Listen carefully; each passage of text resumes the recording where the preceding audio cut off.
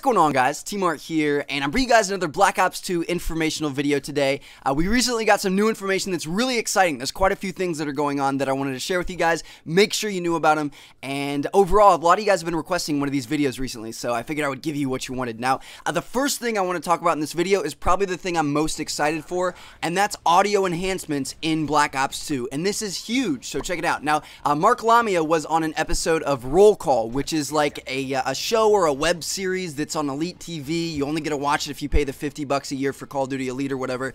But anyway, he was talking about the improvements they're going to be making to Black Ops 2, and one of them was sound. And, you know, of course, that's obvious. I mean, we always want the sound and the graphics to get better. That's just kind of expected when the games come a year apart. But he was talking about something called audio landscape, which is the way that the weapons sound in different environments. So I thought that was insane. Now think about it, like, you know how you can hear different footsteps on if it's stone or if it's dirt or if it's tin or something like that? They have that right now, but think if they made weapons sound different depending on if you were in an alley or if you were in a big room that had an echo or something like that. Like, that would be really, really cool, because not only would you then get audio clues of where gunfire is coming from, but you could know exactly what room of what building they're in or something like that. So, you know, I thought that was pretty cool. In general, they're making the game a lot better for people that use home audio systems and headsets, which, if any of you guys are hardcore gamers out there, you have to have a headset, man. I mean, my personal favorites are Astros, you guys know that, but even if you can't afford those, you know, a $60 headset from Walmart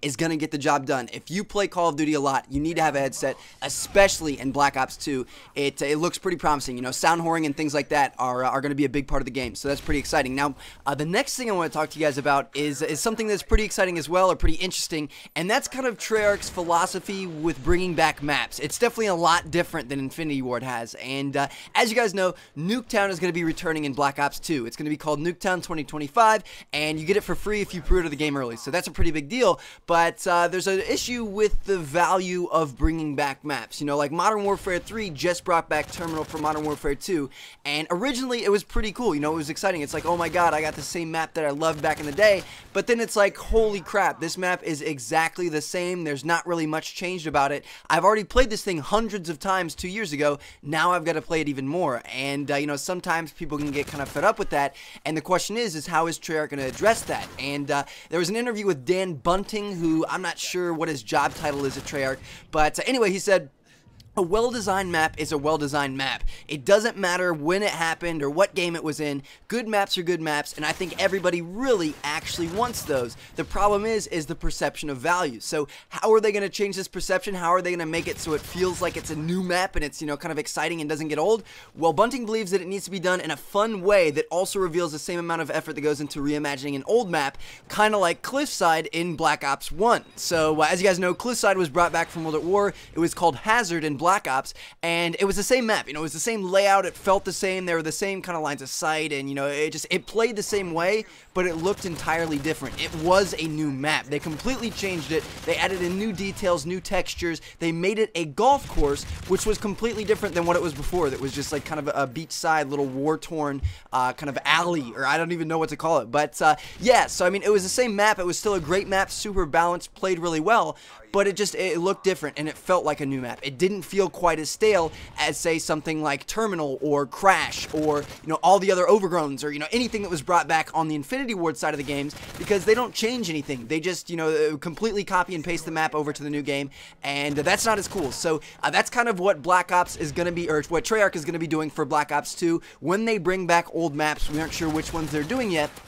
They will most likely change them up a bit to make them a little bit more new, a little bit more fresh, and I think that's pretty cool, so that's something I'm pretty excited about. Now, the last things I wanted to talk to you guys about were just a couple of YouTube channels that I think you're going to be interested in if you really want to keep up with the story, like if you want to get the backstory and things like that. So, number one is Sergeant Frank Woods. As you guys know, he is a major character in both Black Ops 1 and Black Ops 2, and he's played by James C. Burns. I actually met that guy. I've got a picture with, like, me, him, White Boy, boy Muzzafuzza Bash. You guys will see it on screen. It's pretty cool.